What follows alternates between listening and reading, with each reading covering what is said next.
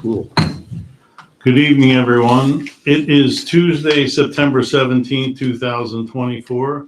I'm John Dwanzik, and this is the regular meeting of the Avon Lake Board of Municipal Utilities.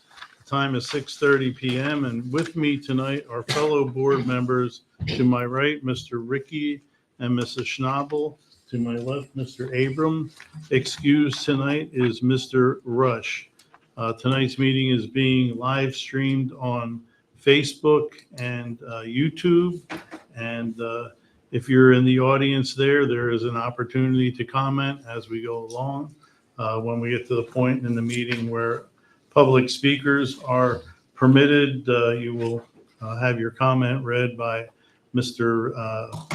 Urinich in front of me. Besides Mr. Urinich, who's the chief of utility operations. So we have next to me on my right, Mr. Rob Monroe. He's the chief of utilities executive. Also in the audience tonight, we have Mr. Bruce Rinker, who's outside counsel, and visiting us tonight from city council is Mr. Shamir and citizen Mr. Zimmerman. First name was Bill Zimmerman. Tonight we will do the the public speakers once in the beginning, once at the end. You'll have 3 minutes each if you're in the audience. We do have a quorum. All votes that are taken are by voice vote, with the exception of a motion to go into executive session, which will be done by roll call vote. We have 4 members here. It will still take 3 to approve any motion.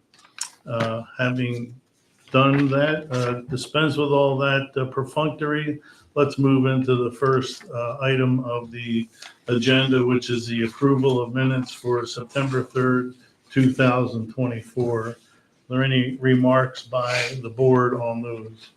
No, sir. Hearing none, they are approved as submitted. Next item is the aforementioned public speaker. First of all, anybody from internet world? No comments, Mr. Chairman. Okay, then the audience. Anyone would like to address the board at this time? I am here on behalf of Ms. Gentry, so I just wanted to. Well, can you be here on behalf of yourself? That too, but I'm here because she asked, so Wait. I'm representing her, but I'm here as myself as well. Okay, How's well, that?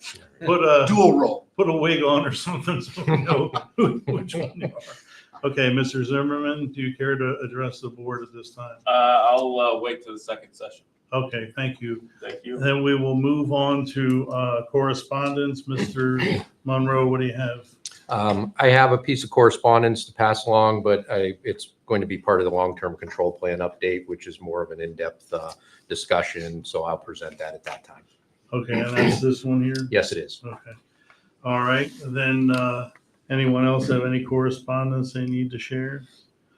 All right, then we'll move on from there to expenditures on your goldenrod sheet. Would someone like to make the motion? I wrote the check. Thank you, Mr. Abram. I move to approve Avon Lake Regional Water expenses from August 30th to September 12th, 2024. Okay, is there a second? A second. Second by Mr. Ricky. Discussion. I was. Mr. Abram? Yeah, on the last page, fund 724, yeah. The timber frame pavilion, what's the location, what will it be used for? That is the covered pavilion that went out, finishing off the back of this, on the back of this building off of, it would be the northeast facing, in between this building and our new additional storage building. What are we going to use that for? It's a patio area and covered pavilion area. They eat lunch in the nice weather. Yeah, staff always sits out there. And Okay, it was that's what I just go, mean. You yeah. have lunch or something there? Yeah. Okay, that's all I want to know. Thank you. Let's see, there's something else about that. Do you have any pictures again of any of these things that would probably be easier to understand? Not that particular one. It's essentially like you would put in your backyard. Yeah, I know, that's. Yeah, we plan to have pictures of that, but the staff is putting the finishing touches on staining the wood, so it wasn't completely ready yet. Okay. But yes, other items, we do have some pictures when Mr. Ernich provides his project updates. So it sounds like partly installed by staff. It was installed by Northwood's Cabin, but the finishing, it's all rough cut lumber right from the mill, so it needs to be sealed. So we do that ourselves. Okay. Anyone else with questions on the expenditures? Okay, hearing no further.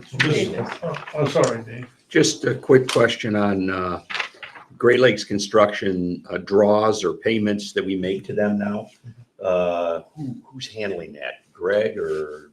So How does the process on that is they submit a pay application. It goes to Mr. Gadar. Okay. He reviews Yes. it in coordination with HDR, who has construction management services. Oh, okay. So they will sign off on that to ensure that it's appropriate. It then goes to Mr. Logan for his review. Mr. Logan will review that. It then comes to myself for my signature as the authorized representative. And the way we handle it transactionally is we pay the contractor so that it's paid timely, and we submit to OWDA. That's where I was and we wondering. get the reimbursement. on Okay, they just don't send us a whole lot of, all the money. We have to submit it as we go along. Correct. That's how this works. Yes. Okay. And how often are we doing these? Monthly. Monthly? That's Yes. typically how it's handled. Yes. Okay.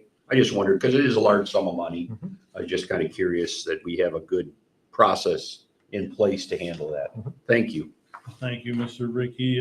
While on that topic, since you listed several parties in the approval process, can you give us a brief understanding of the inspection process? In other words, whose inspection is controlling at the end? Because obviously we control the money, so we have to control the inspections. Correct. And that goes to, there's a resident project inspector from HDR. That's an employee of HDR's. That was part of their construction services contract. That is there. But Mr. Gadar's engineering services group also has inspectors that are, in essence, inspecting the inspector to ensure that, number one, that he is, doing his duties up to standard. But then that they also document in their logbooks as well, the work that's being accomplished. A lot of times, as you know, in projects, especially like this, right now, where they're in the ground, there are unknowns. They run across things. There's requests for informations, that the contractor will issue. They may need a field decision. Maybe something is in the ground that wasn't shown on a plan.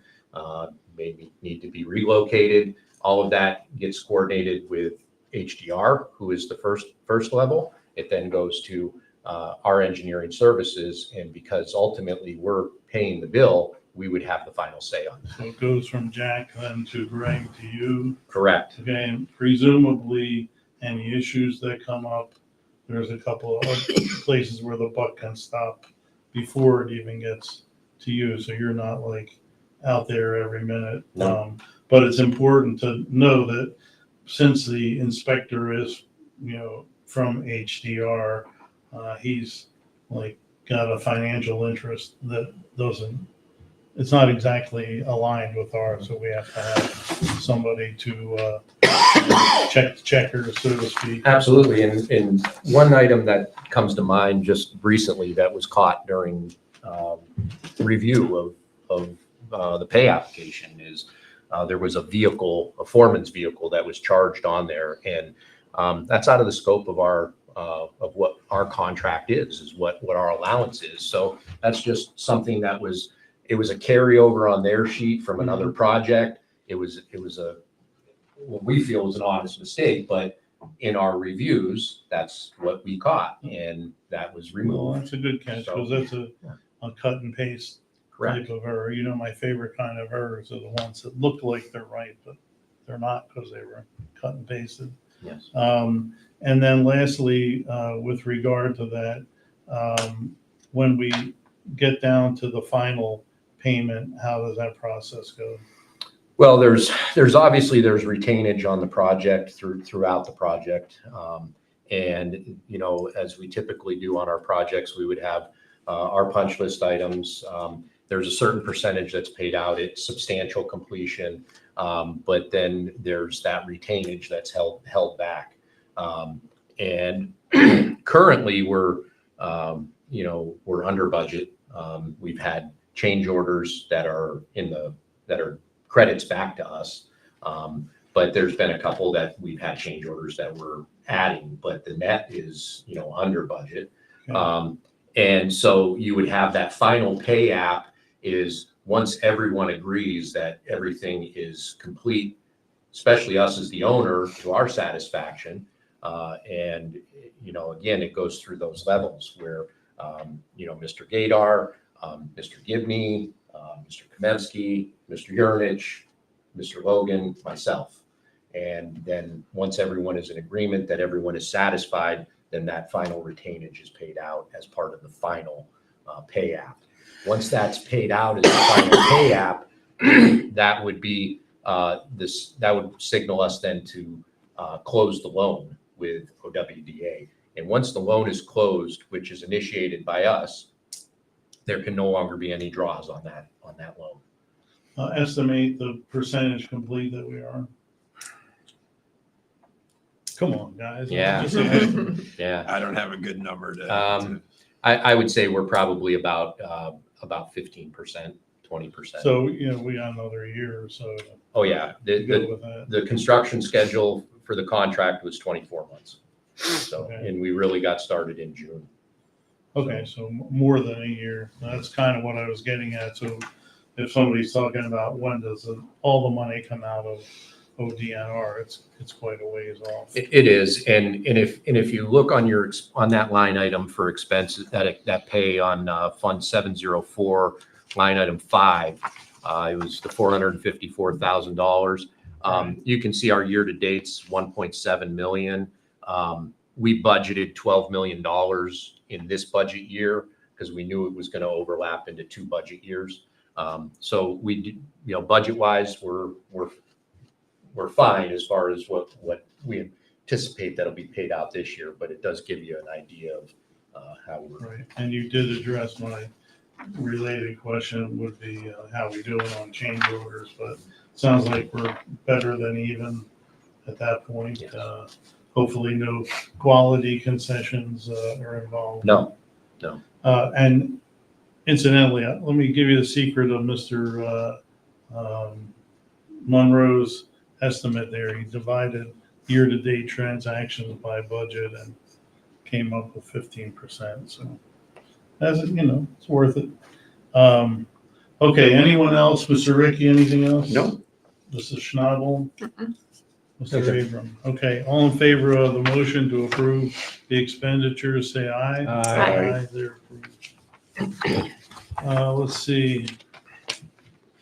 Next item is the long-term control plan, Mr. Monroe. Thank you, Mr. Chairman. Tell us what we're controlling in the long term. Yes, the long-term control plan has to do with our sewer system, our water reclamation facility. Many years ago, we agreed on a long-term control plan with Ohio EPA, and specifically that had to do with our wet weather flows and combined sewer overflows.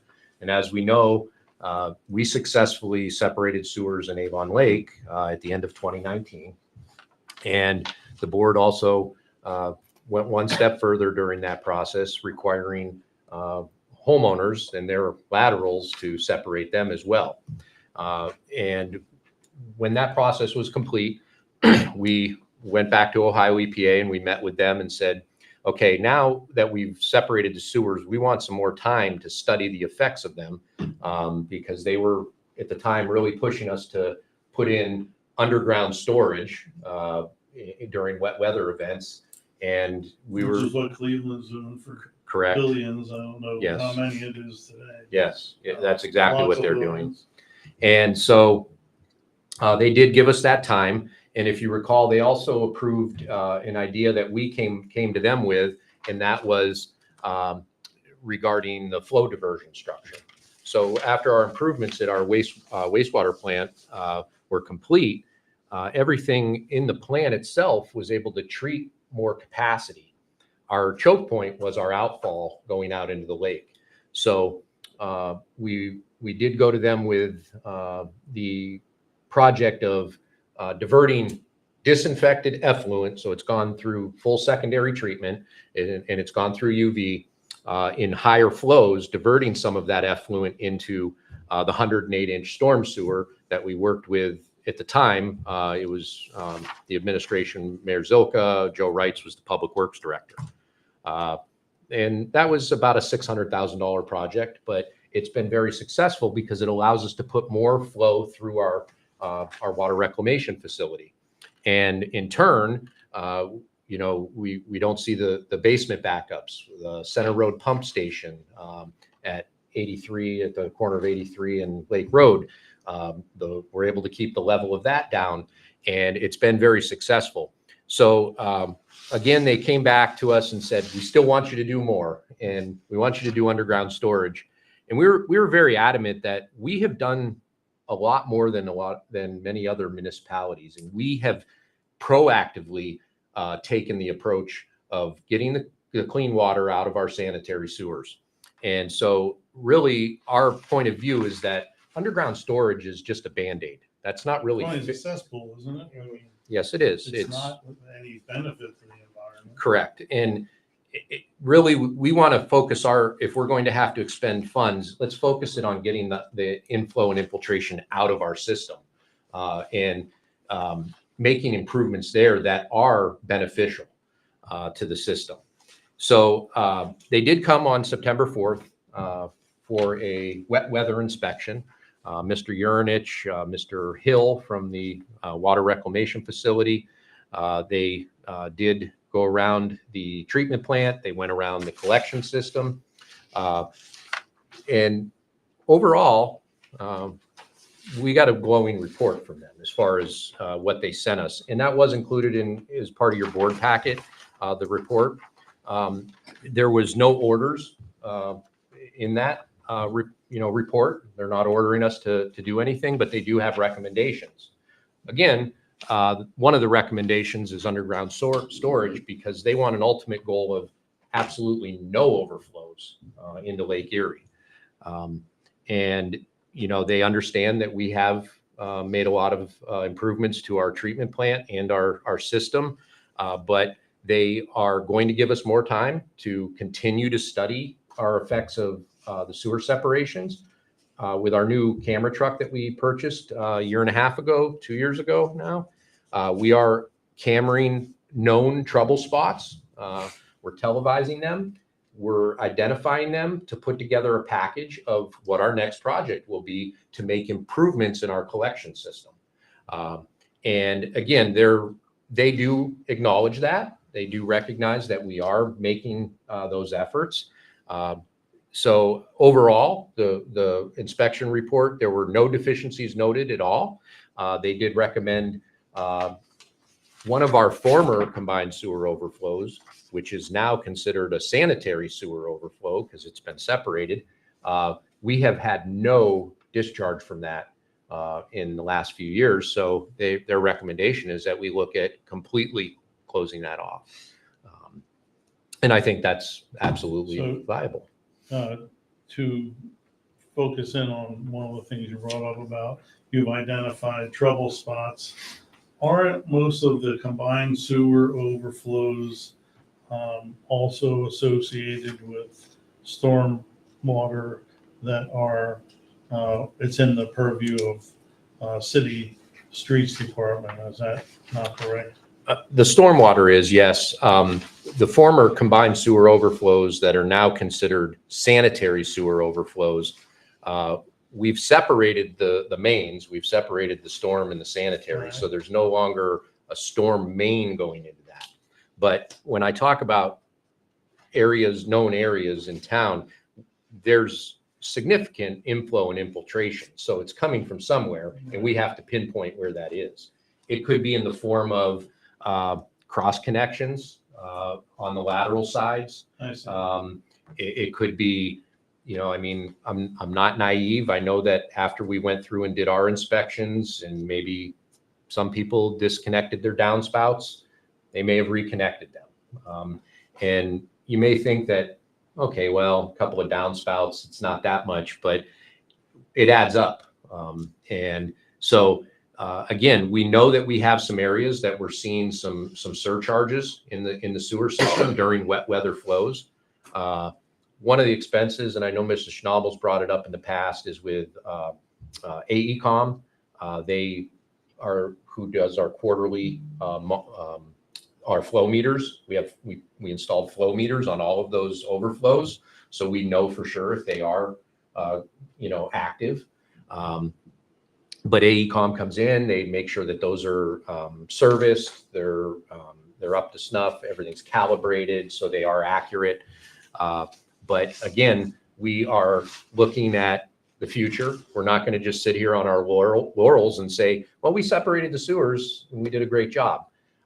We know there's more work to do. Yeah, and my point was going towards, if we know these trouble areas, obviously we would prioritize them, but are we sharing this information with the city so that they can do whatever they have to do? Because I think, if I'm not mistaken, a lot of the surcharges and so forth were in the area of inadequate stormwater capacity. That was a big majority of them. And to answer your question, yes, we ultimately will have that conversation with Mayor Spetzel, Mr. Liskovic, the city engineer, Chris Howard, from Bramhall Engineering. Again, right now we're in the stage of, we're actually televising everything.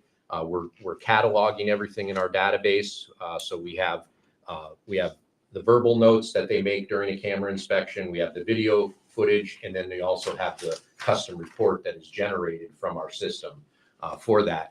And we want to be able to sit down and collectively look at that. Well, hopefully it's in some realistic time frame that the city council can approve the monies for whatever they have to do as a result of That is our I intention. mean, you want to prioritize, I would think, the things that lead to backups, right?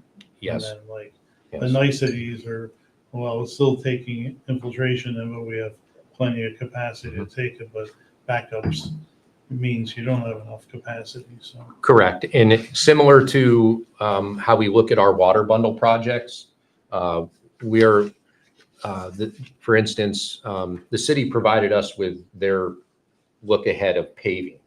So we cross-check that against streets that we may have water line or sanitary work on, because the last thing we want to do is pave a street and then go back in and dig it up to do Absolutely. water line work. But it has been done. Yes, it has, and it's frustrating from a resident standpoint. And so so they have shared that. We are coordinating that with this current design of our streets that we're going to be doing as part of our water bundle project. It helps the city also prioritize street paving because it's much more efficient. We've found partnering together on the projects and getting the work done under a lot of times 0% interest or very low interest loans. So we're able to maximize that as well. Well, we just want to keep that enmeshing going, so that, I think we've done pretty well with Lake Road, a couple of years of no cutting it up, which is like, you were cutting it up like every 5 week. times. Yeah. 5 times. So we also have, Mr. Shamiri might not have been around for this, but we actually, on behalf of the city paid us to do it, but we put, at the instigation of the utilities, how many crossings of Lake Road? 6. 6 crossings of Lake Road, so you don't have to dig up Lake Road to drain. So, and I'm sure Mr. Gaydar can tell you where they are, but that's going to make it a lot easier. And I think you can probably picture what we're getting at. If you have a foot of water on the ground, Everything underneath of it is flooded, and that leads to more water in the sewers, which leads to backups. That's, I think, largely what we're getting at here. So we have been trying to work with city in that regard.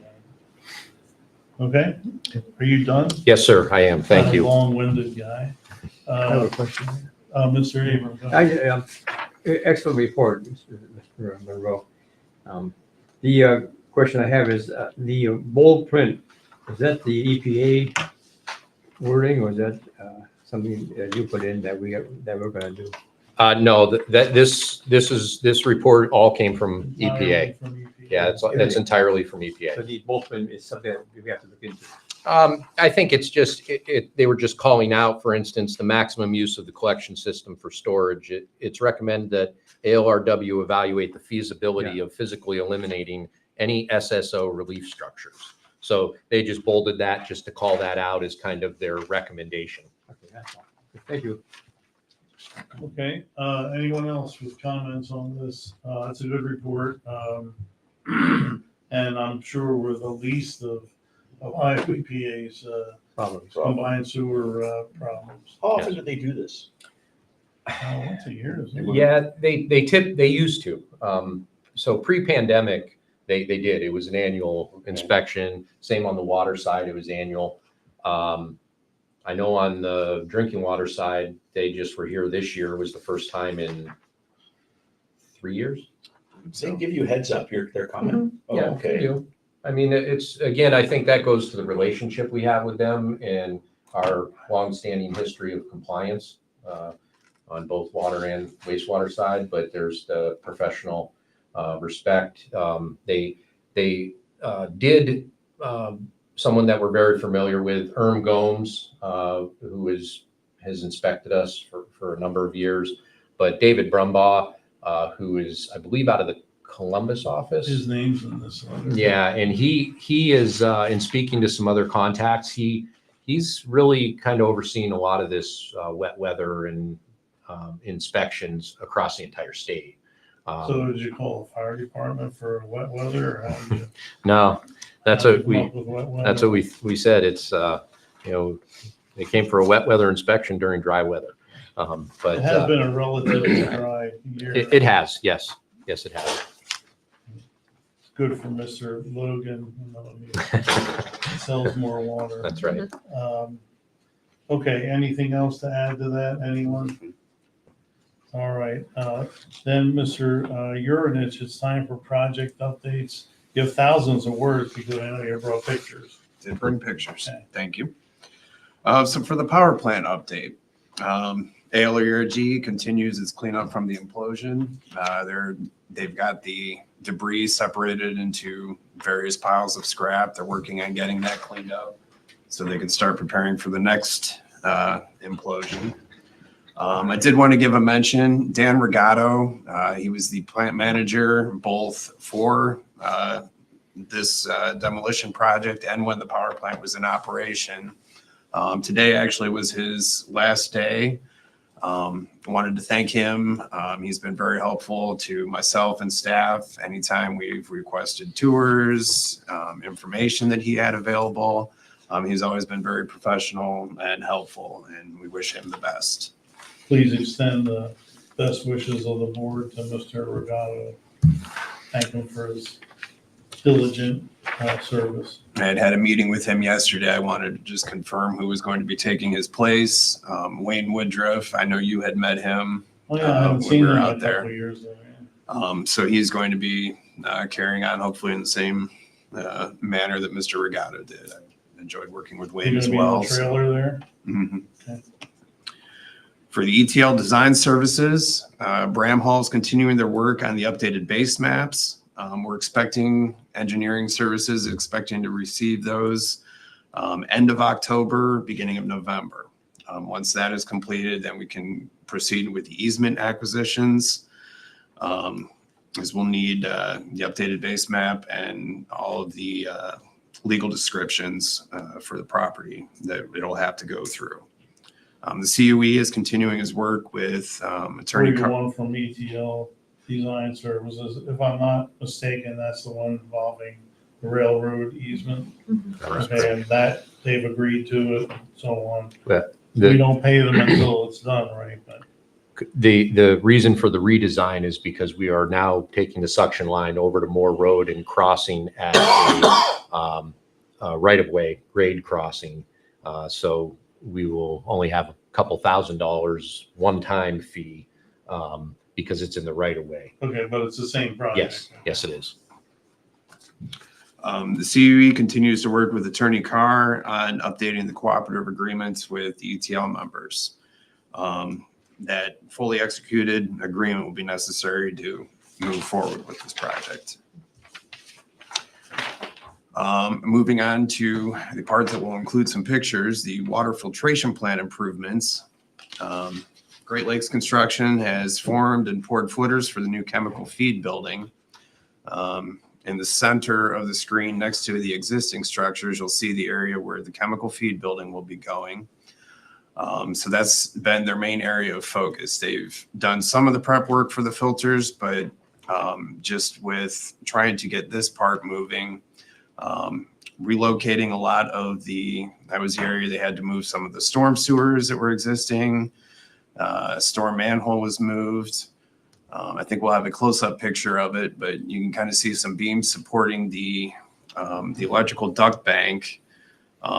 So that's encased in concrete there, and with the disturbance of the ground and all of the work that they're doing, they obviously did not want any extra stress on that structure that would lead it to crack. And so they constructed the steel beams going crosswise, keep that supported as they're doing the work in that area.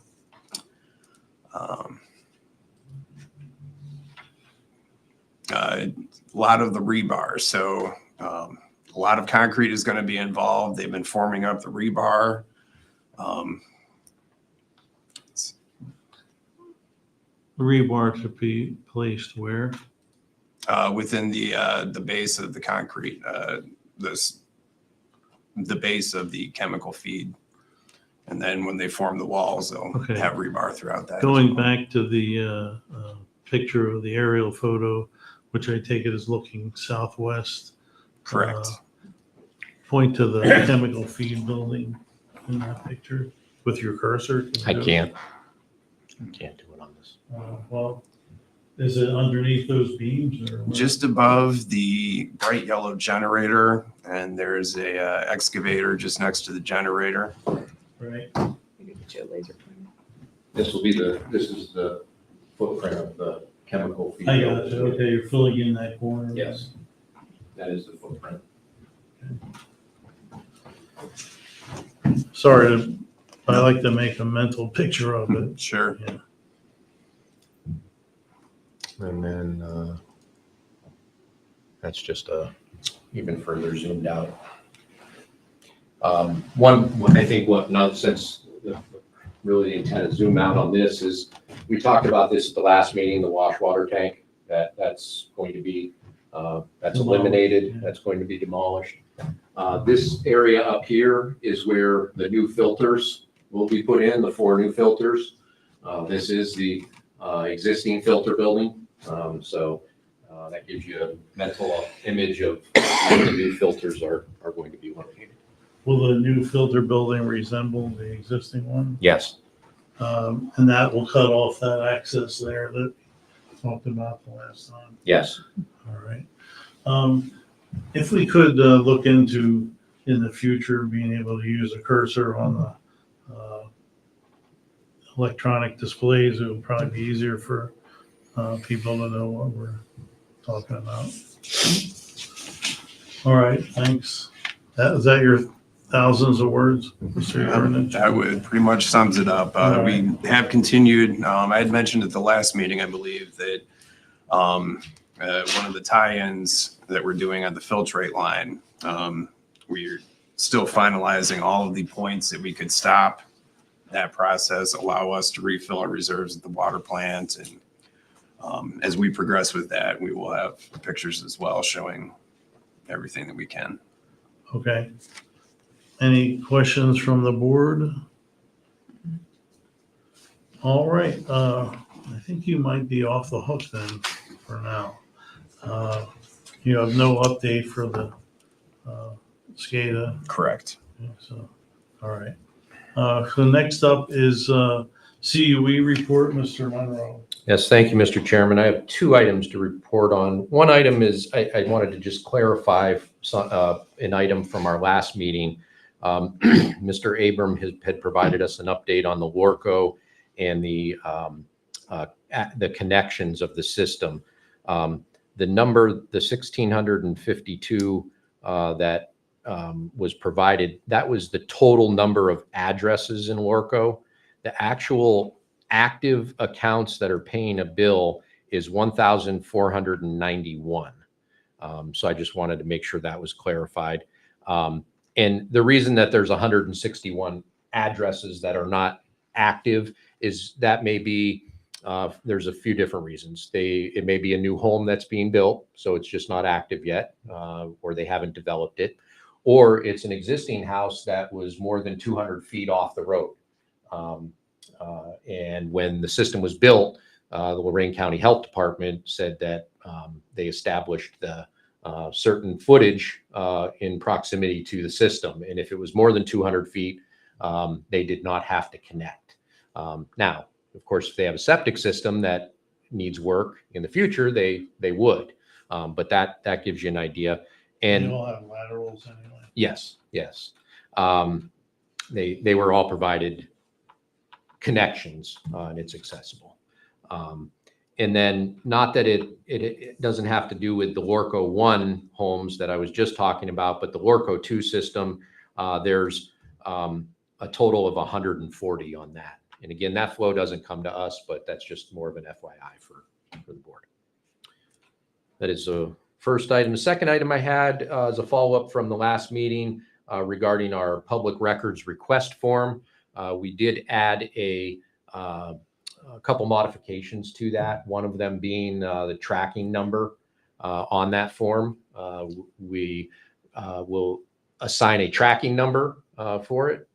That's for internal purposes, for us to eventually have that into a searchable database. So again, continuing to make sure that we're fulfilling the requests as they come in, and being able to track them to show when they were received, when they were fulfilled, and being able to refer back to them.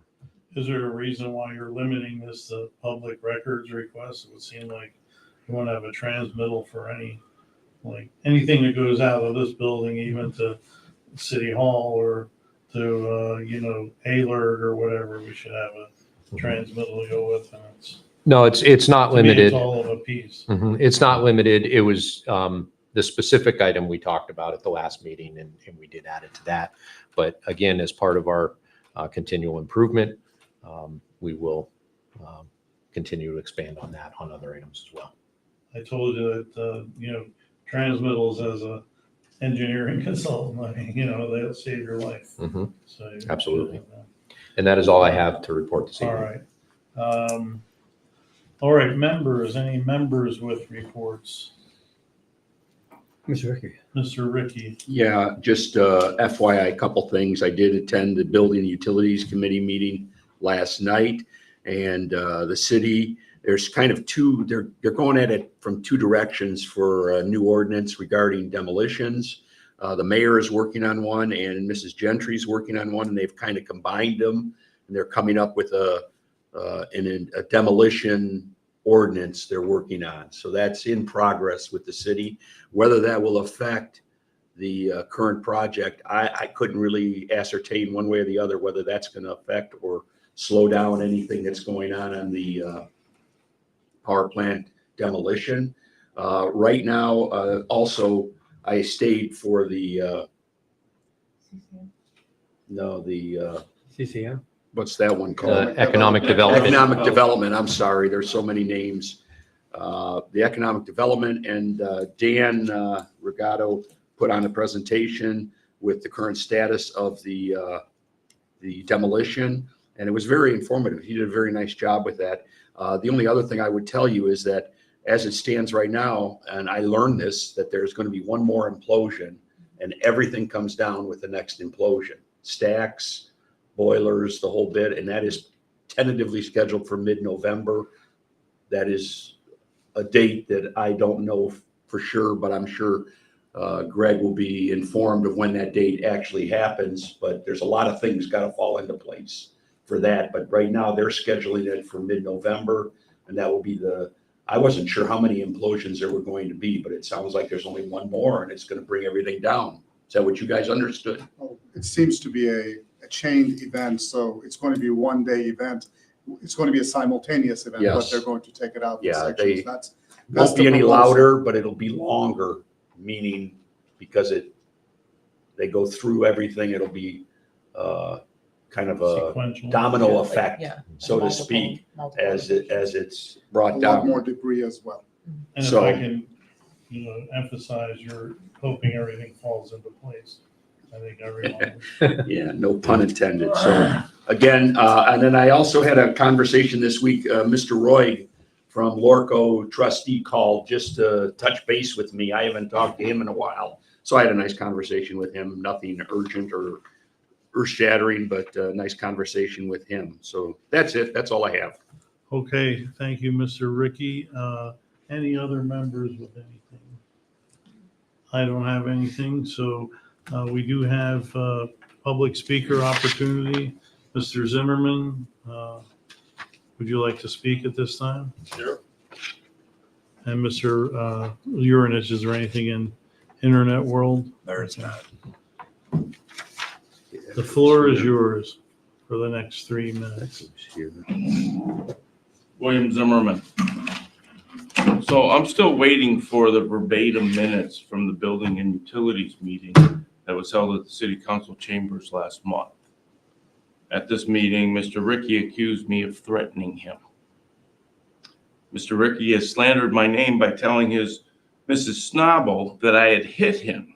She had told me this at the library as she was making Hold on. comments. Hold on, just as long as we don't go into personal attacks. I in haven't this done one. anything like Okay. that. I've given you. Well, I'm just advising you, let's keep it on the factual side. It is. Okay? And Mr. Ricky, you'll have a chance to rebut if you like. You're on the board, so. Okay. While she was making copies at the library, she accused me of berating him during a previous meeting here. That was the meeting in which he stormed out saying he was going to resign. I take all of these defamatory remarks very seriously. In my profession, you are only as good as your word. Okay, These actions, I believe, are unacceptable from our elected officials. We are citizens. We entrust that the members of the ALWRW will be professional and represent the voters at all times. Mr. Ricky stormed out of that previous meeting, as I indicated, saying that he was going to resign. You said to him that you'd see him later, and he says, no, you won't. So yet he's still here seated. I find all of these highly irregular, and I don't understand how I can be attacked by people who are on this board, and I did nothing. I told Mr. Ricky that it wasn't his place. That's all I ever did, because he was out of order at that previous meeting. And those minutes will show it once I finally get them, and I'll be glad to bring you published accounts of the meeting. I believe he should resign at this point. Thank you. Thank you, Mr. Zimmerman. Mr. Ricky, do you have any rebuttal, or would you like to save that for a future? I think I better just save it. Okay. I would actually like to comment, Mrs. only in Schnabel. that your account of what you just said is not It accurate. is not accurate. No, What so, is- well, what is hold on, not hold on. accurate? So She's when, talking. Oh, when you and I spoke You at the talk, library, She'll talk now. when you and I Let her spoke talk. at the library, I told you that Mr. Ricky had told me that at that meeting you put your hand on his shoulder. I never said you hit him. I would never say that. I didn't say that. So you are actually misinterpreting and lying about what I said. That's not the case. That is not at all what I said. And I said, me, and you said, I didn't touch him. And I said, maybe I'm mistaken. I thought Mr. Ricky said when you said he wasn't allowed to say anything that you touched his shoulder. There was absolutely never any mention of you hitting him. So for you to say that, that is completely That's completely false. And I can't believe that you would come here and say things that are not at all what you said. So for the record, I never said that. Do I get a chance to respond? No. Let's see if anyone else has a rebuttal before we go on. Mr. Ricky? No, I'm going to be quiet. Okay. And then in a related topic or unrelated, No, it's unrelated. I've Okay, got questions. then come forth. We'll let everybody settle down, come forth, and we'll see if we have to do this. But I think this might be not a board issue. This is like between two citizens personally. But go ahead. Okay, Rob Shamir, Avon Lake City Council, Ward 1. I've got a few questions. Actually, when you mentioned SCADA, my ears kind of perked up because the question that I've had, and we've had a brief discussion, is the isolation protocol, because we had a conversation within the city about issues, and I was wondering if you guys are going through an isolation protocol and if that is in place, or is that going to be in place? I'm going to wait for the answer at the end, if that's okay. The other thing is stormwater sewer network map. I know that you guys have worked with the city and you guys utilizing GIS and geospatial mapping. So I'm wondering if that information is available within your system. Should be. Perfect. Then it goes to I've got 4 questions that are not related to the others. I asked the question about coal fine volumetrics within the coal yard area. And I asked that question of Verdantis last night, and he said that he didn't have any information at the time. So I'm wondering if there's an assessment of coal fine volumetrics for the property and the multi-use trail that was constructed of coal fines.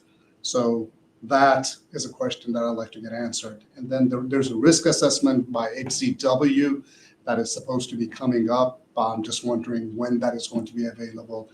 And then there were PCBs detected at the coal yard. And I'm wondering if those were removed or that were left in place for the time being. Thank you.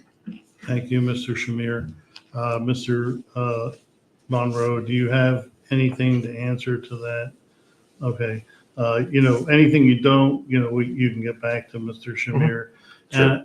In considering while Mr. Shamir was speaking, Mr. Zimmerman, we gave, I think, your 3 minutes, but I do think that there should probably be some kind of conflict resolution in this matter. Mr. Monroe, do you have any ideas on how to facilitate that?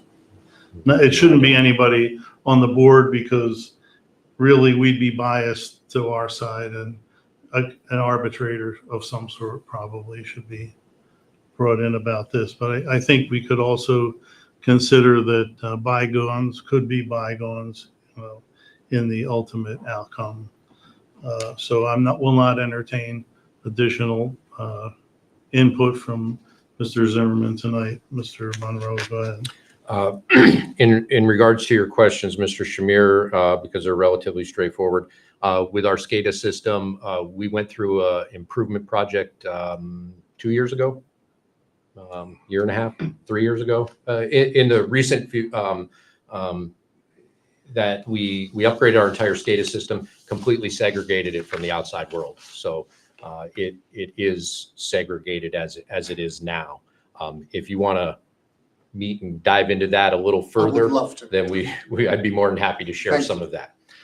In regards to the GIS, your answer to that is we do have stormwater layer in our GIS. We certainly can provide that. God bless.